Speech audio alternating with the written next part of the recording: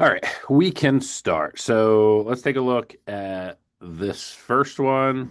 As always, I'll give you a little bit of time to solve it, and then we will go over it.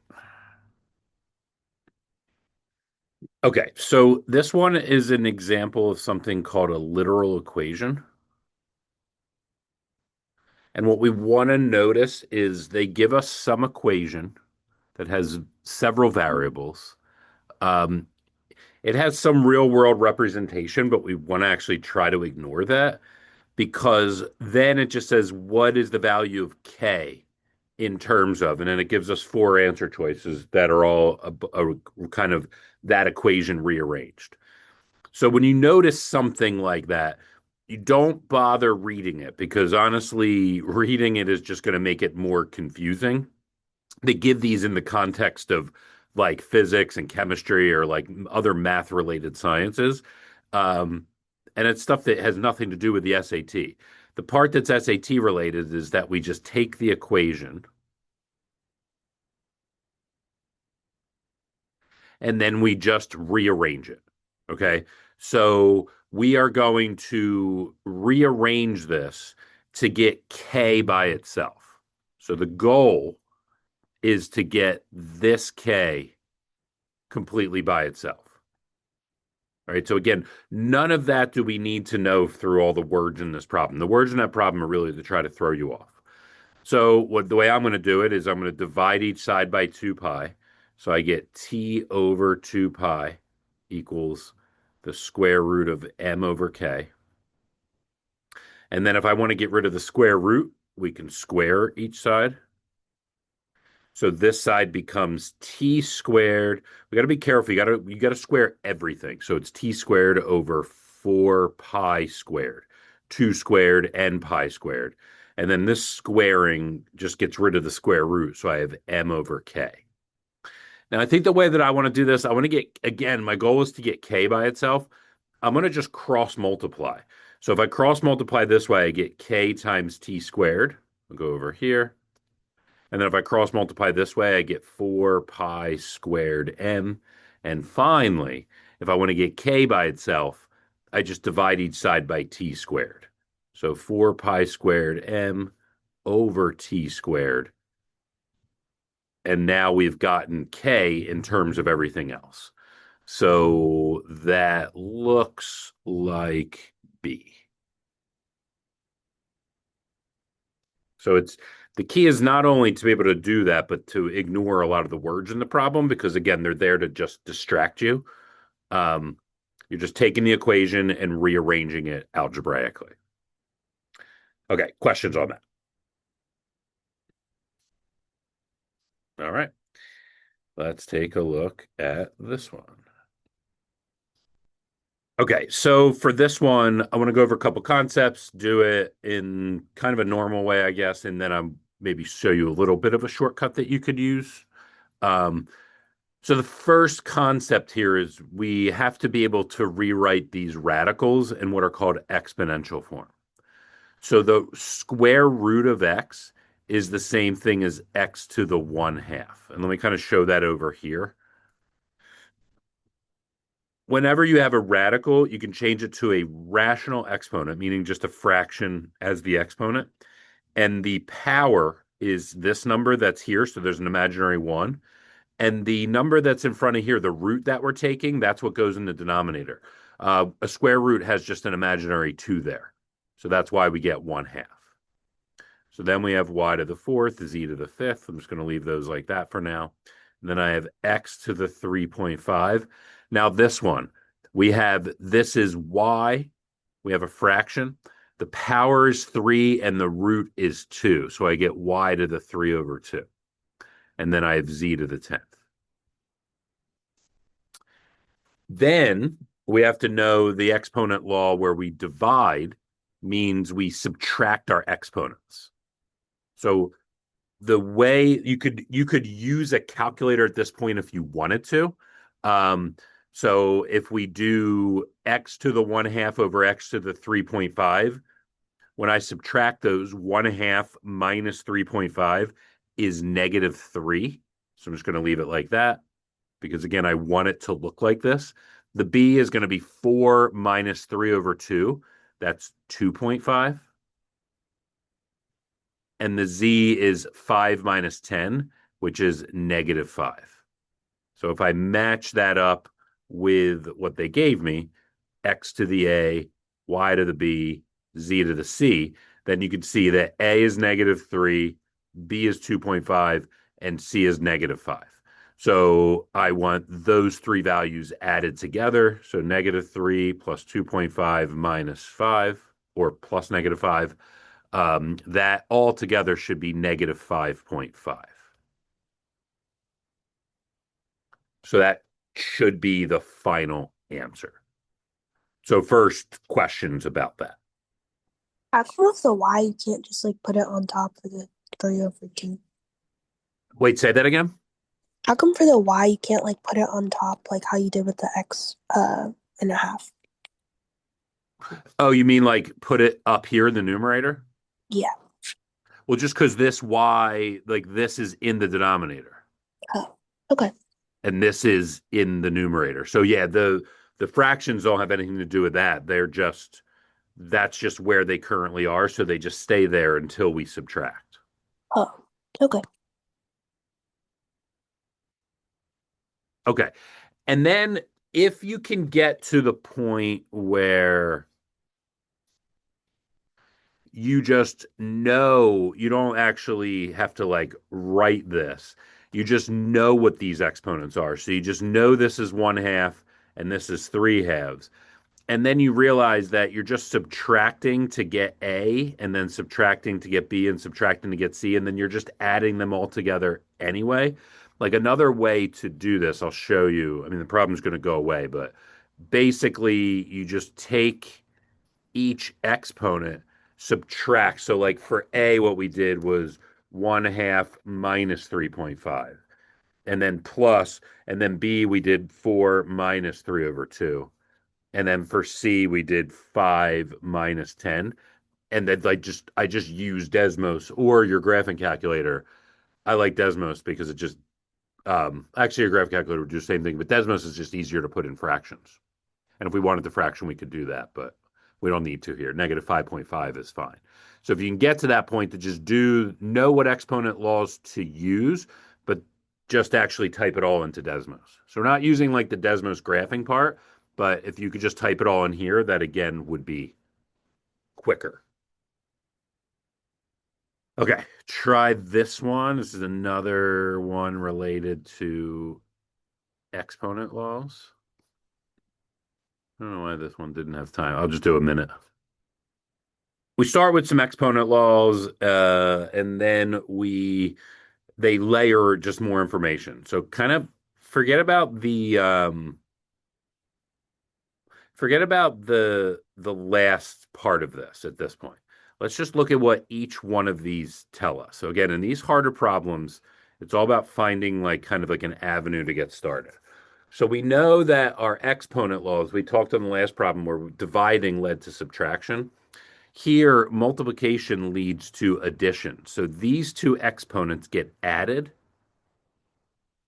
to give us this new exponent. So the x's are really kind of, we don't really worry about them at this point.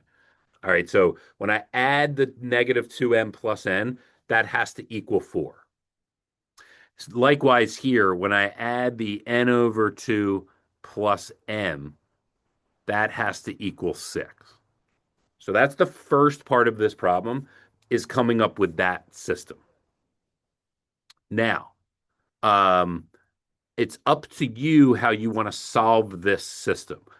I typically don't, unless it's a real easy like elimination or substitution, I usually don't like to solve systems by hand. I will then kind of jump over to Desmos. But then let's kind of like skip that part of the problem for a second and look at what we actually need from Desmos. So if x is 2, then this is 2 raised to the 3m. So in order to get the value of the problem, I really need to know what m is. And also, this is super important. When you use Desmos to solve a system, you really need to use x and y. So when I go to Desmos, I'm just going to use x for m and y for n. and then I'm concerned with the m value to like finish the problem. So now I'm going to go over to Desmos. And again, I'm going to insert x's and y's. So the first one was negative 2m plus n equals 4. So I'm going to do negative 2x plus y equals 4. And then the other one was n over 2. So that, like, for us is y over 2 plus x, because x is n, equals 6. Look for the intersection. But again, we wanted the m value, which is really the x value here. So m is 2. So we just used Desmos to solve that system to get the fact that m is now 2. So I go back to the problem. And if m is 2, 2 times 3 is 6. 2 to the 6 is 64. So another option, if you don't want to use Desmos, is to just solve this using the elimination method. It's doable, but to me, as long as you can do it like quickly, just change your m to x and n to y. Desmos solves systems very, very quickly. So I would like use it just for that part of the problem. Okay. Do we have questions on that? No. Okay. Okay. So now I've got some similar problems to those. So try this one. This one is what we would again call a literal equation. So this is one where there's not a single word in this problem that tells us anything meaningful. We have an equation and we have 4 answers that have r by itself. So we're just taking this equation and getting r by itself, which is a little bit more difficult algebra, but we definitely don't want to overcomplicate it by trying to understand what all the variables mean, because it doesn't matter. So see if you can just get r by itself. All right, so first thing I want to do to get this r, we got to get inside there, is move this p. So I'm going to divide by p. So that means I have v over p equals 1 minus r to the t power. So now I want to get rid of this t. Again, I'm trying to get inside here to get r. So just imagine if t were like a 2, we would square root both sides. Or if t were a 3, we would cube root both sides. So we're going to do like the teeth root of each side. So over here I get t, the teeth root, I guess that's how you would say it. And then here they cancel, so we get 1 minus r. So now what I'm going to do is realize that I want to get r by itself, but I want it to be positive r. I don't want to get negative r by itself. So I'm going to just kind of add r to this side. So that would make this positive. And then this whole big term, we're going to subtract to this side. So this 1 is going to stay put. So when I kind of like, they kind of switch places, and then I get this. So that is D. No. My bad. That is A. I almost fell for the fact that this root has to be over the whole thing, and this didn't have it down there. So again, be careful when you're choosing your answer, because we did all the right work. We don't want to get it wrong. So the answer is definitely A. Okay. Any questions? All right. Then let's keep it going. Here we have another example of that type of problem. All right. So again, they give you a formula that has to do with pressure. We don't care about any of that. We just need to get D by itself. This one is a pretty hard to do that. But again, don't overcomplicate it, but overcomplicate it by trying to read the words. Just this equation, get D by itself. All right. So again, we see an equation that has a bunch of different variables in it. And we see a bunch of answers that have little d by itself. So we're just going to get little d by itself. Now, this one's pretty difficult because the variable that we're getting by itself shows up more than once. So here's kind of how we attack that. First thing I'm going to do is I'm going to multiply this b plus d to the other side. So if I do that, This side gets multiplied by b plus d. When I multiply this side by b plus d, it cancels out or divides out this b plus d. So all I'm left is a minus d. And then I can distribute. So I get pb, whoops, should be capital B. So pb plus pd equals a minus d. Okay. Once you get to this point, again, it gets a little bit tricky because you have multiple d's. So what we want to do is the variable that we want to get alone, if that shows up more than once, you want to get every term, so this term and this term, you want to get those on one side. And then every term that doesn't have that variable in it, you want to get to the other side. So essentially, this PD, I'm going to keep where it is, and I'm going to add this D over to this side. I'm going to keep this A where it is. I'm going to subtract this PB to the other side. All right, so all I did was I moved this to this side, and I moved this to this side. The reason that works is because our goal is to eventually have D completely by itself.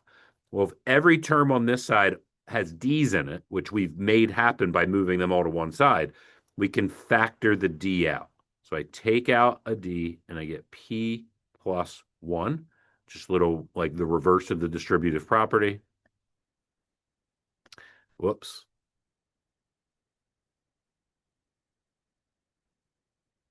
And then finally, to get D by itself, this is D times P plus 1. So I divide each side by P plus 1. So I end up with A minus P, whoops, I keep doing it. A minus PB over P plus 1. And that is answer choice C. All right. Questions about that one? Nope. Okay. So then once you can solve it fully like this, you realize like it is a lot of steps. It's really not like a shortcut using Desmos or anything. You kind of just got to know the algebra. But then you start to play around with like, can you not do this step and like stop here and just know that I'm going to be dividing by p plus one and then like look for the correct answer. So like in a lot of these problems, that's something you want to like start to look for is can I stop like one step early than I would in school where they need to see all your work. Here they don't.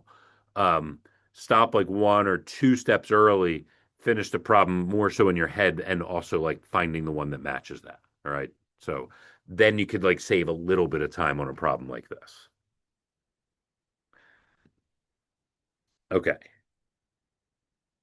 So then I wanted to go over some more of the exponent laws. So take a look at number 6. All right, so this is following our exponent laws. So the first one I'm going to do is these two s's. So s cubed times s to the fifth, that is add your exponents, so you get s to the eighth. So we have the square root of, whoops. So we have the square root of s to the eighth over the fifth root of s squared. Now I'm going to change both of these. So I have s. Again, we talked about this in the last problem. We have a rational exponent. It's power over root. There's no root here, but it's assumed to be 2. So it's 8 over 2. And then this is s to the 2 over 5, which is just s to the fourth. And then, since we're dividing, we should subtract. So we just get s to the whatever 4 minus 2 over 5 is. I would suggest, I mean, you could easily get a common denominator. It's 20 over 5 minus 2 over 5, so you get 18 over 5.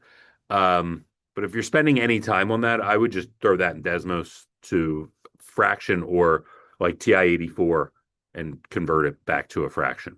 So now it says, what's the value of x over y? Well, x over y, like, is this whole exponent. So that the answer to the problem is 18 over 5. Okay. Questions? All right, let's keep going. All right, we got another If one. if Yeah, go there's ahead. nothing given in the index, can you assume that it's just 2? Yes. Yeah, we got a bunch of examples in math where things are just like understood. So like if you have no coefficient, it's a one. If you have no exponent, it's a one. But yeah, if the index is not there, so like here you can clearly see this is six and this is five. Yeah, if nothing is given, we call that the square root. We just assume that it's a two. Okay. Yep. All right, let's take a look. We'll do a couple more with some exponent, reviewing these exponents. So try seven. Okay, so it's more of the same, but I'm going to try to show you the way that I would do it. Like if I were actually presented this problem on an SAT and trying to do it as quickly as possible. So I'm going to write some stuff down, but a lot of it is what I would kind of be thinking in my head. So I would be looking at this and thinking that this is the same as y to the 3 over 6. I'm aware that that's a half, but I don't even want to like think that much about it. So then I would then look at this one and realize that that is the same as y to the 4 over 5. All right. So we're just doing the power over the root. And then when you multiply, we're going to be adding these. And then whatever that result is, when we divide, we're going to be subtracting these. And that is going to be the exponent that is the answer. So in practice, if you really have these down, you could just go right to I'm going to be doing 3 over 6 plus 4 over 5 and then subtracting -1, which is really going to be adding this because you're subtracting a negative. And if you either throw that into a calculator that'll just do all that for you or into Desmos, you will either get 23 over 10 or 2.3. And either answer is fine. All right. So once we have these down, we want to try to take some shortcuts, right? There's no like shortcut and as far as like I guess we could use regression on this, but that seems to be like not necessary. All right. So again, just think about exponents get multiplied when bases are multiplied, exponents get added, exponents get subtracted when we're dividing.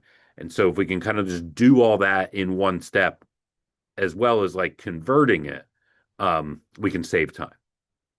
If that's too much, then do it all out step by step the way we did it in the other problems. Okay. Any questions on that? No. All right. So I think we got one more here that I wanted to do on exponent laws that just looks harder, but not isn't necessarily harder. But again, they do things to make it look harder. So try that. All right.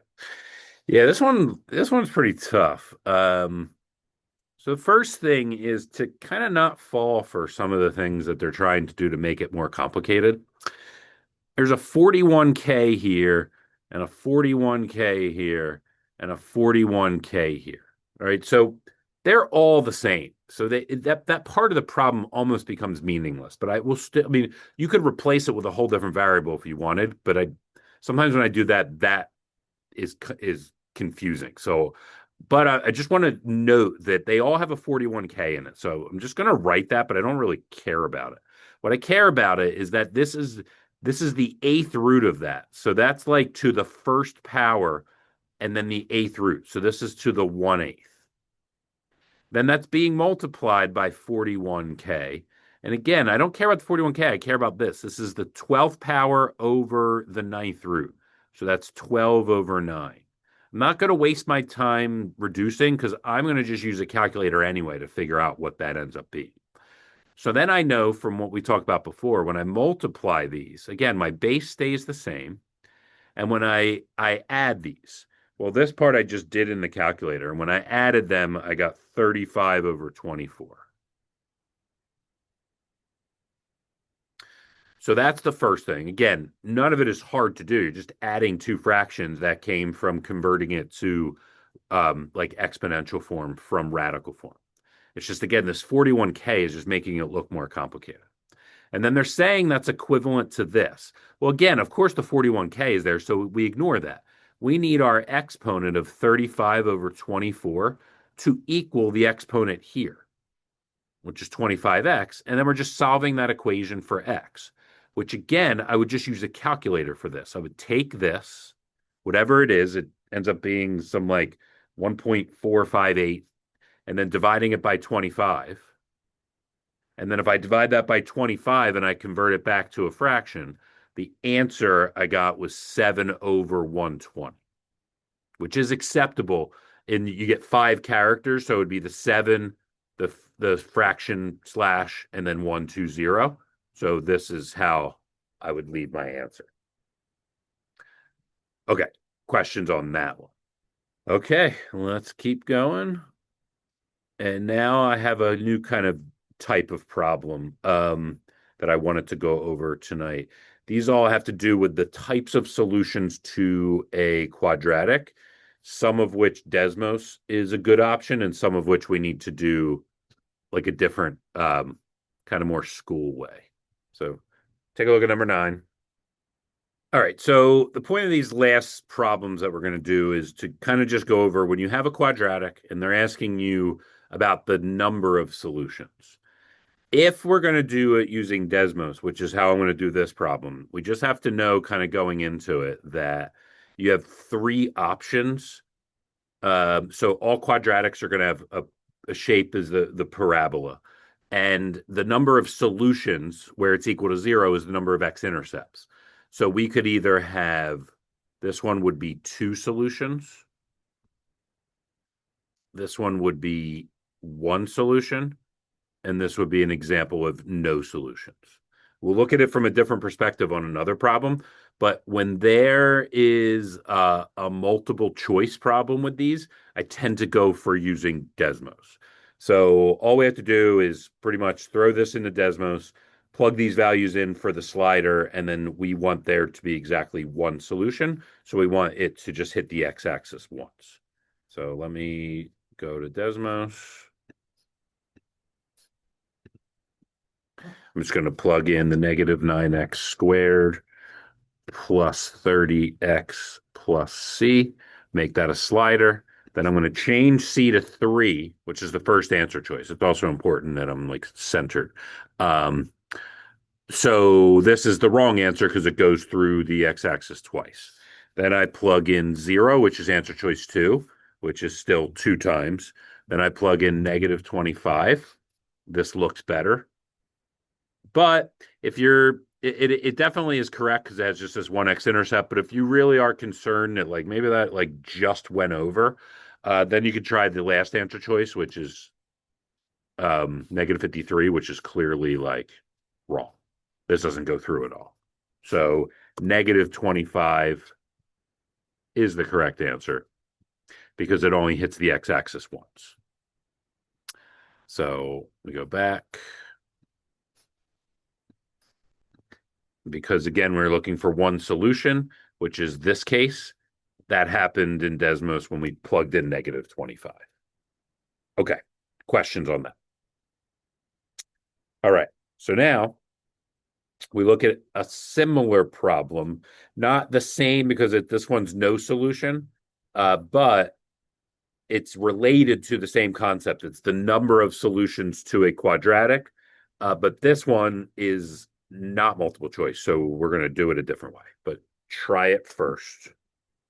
All right, so I don't like Desmos here. You could do it, but when you see what the answer is, it's not. It's just not how I would do it. So up here we have multiple choice. So we use Desmos, and this is what we have to look for. Now I want to go over what we do when you want to do it, I guess, the other way, which to me is usually when it's open-ended. So what tells us here is how many solutions is this thing called the discriminant. So the discriminant is the thing that's under the square root. So we have 3 options. The discriminant is either going to be positive, it's going to equal 0, or it's going to be less than 0. If it's positive, if it's greater than 0, this is the thing that sits under the radical in the quadratic formula. If it's positive, you'll be able to take the square root of it, and then there'll be a plus or minus in front of it. So you're going to get 2 solutions. If it's equal to 0, you'll be square rooting 0, which is 0, and the plus or minus 0 is the same thing, so you end up with 1 solution. And finally, if it's less than 0, you can't square root a negative and get a real number. So there are 0 solutions. We don't have to worry about imaginary solutions on the SAT. So now this is how we look at it. So we look at it from a graphical perspective is the number of x-intercepts. Here we look at it from the perspective of the discriminant. So if I want no real solution, then I'm using this one. So then I just do this to get started. So b squared, well, b is b here. So b squared minus 4. A is -1. C is -676. And I need it to be less than 0 again because of this. Then I get b squared. 3 negatives make a negative. And 4 times 676 is 2,704. Then I add this over.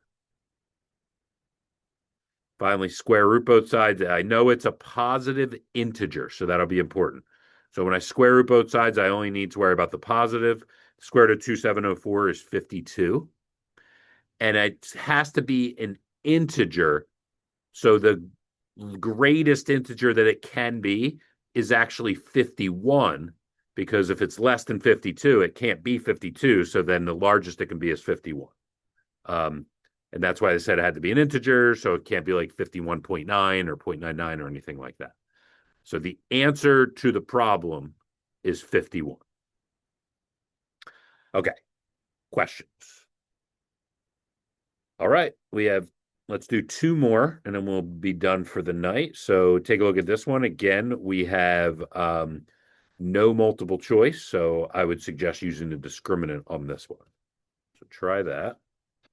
All right, so again, since it's open-ended and it's the types of solutions to a quadratic, I'm going to go with the discriminant. And I want there to be 2 solutions. So we want the b squared minus 4ac to be greater than 0. All right, so b squared, this is b. So b squared is 64. Minus 4a is 1 here, so I don't really need to put it in here. And c is k. So I have that. So now this part can be confusing. They give us this, and then what's the least possible value of m? Don't really worry about that. This is how I would look at it. Let's just solve this and make it look like this. So the way I would do this is I'd probably add the 4k over. So I have 64 is greater than 4k. Then divide each side by 4. So I get 16 is greater than k. But I'd rather it look like this. So I'm going to write this backwards, or really probably the normal way. So k is really less than 16. And then when you just match this up, m has to be 16. All right, so this is important. It didn't say that it had to be any kind of integer or anything. It asked what the value of m had to be in this inequality, essentially. So m is 16. This is different than the last problem where it told us it had to be an integer that was less than some value. This is just saying, what is the value of m in this like inequality that we get from the discriminant, essentially. So the answer to the problem here is 16. All right, then we are going to do one more. This one is multiple choice. So this is one that we definitely could use Desmos for, but we could use Desmos in a couple different ways. So see what you can do. All right, so first thing, the reason that this is related is that one way we could solve this, which is not how we're going to, is we could like plug in 15 here and then bring the 15 over, and it is like solving a quadratic that has one solution. Whoops, 1 point is one solution. But we're not, since it's multiple choice and it's the value of this k, I would just use Desmos. So we're just going to plug everything into Desmos, and we're going to see when this parabola intersects this horizontal line at 1 point for a specific value of k. So we go to Desmos.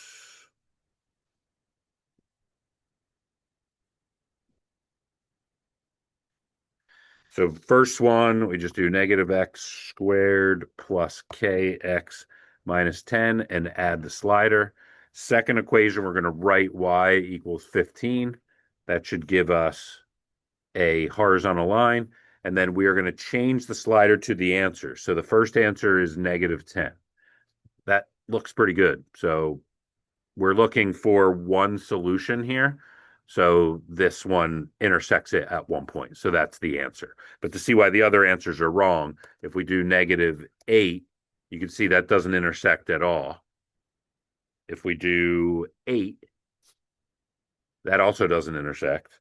And if we do 12, that intersects twice. So if we go back to the actual answer, we really only had to do the first one. I just wanted you to see all of them. You just keep checking the answers in this with the slider, but I wouldn't use that as a slider. Just type it in and see you want it to intersect once, because that's basically what the problem said. So if we go back, it was the first one. Whoops. So the answer has to be a -10. All right. Any questions on any of that? No. Okay. Well, that's all I have planned for tonight. So I'll email the answers to this and the video of this later in the week, and I hopefully will see you again next Monday. Thank you. You're welcome. Thank you. You're welcome.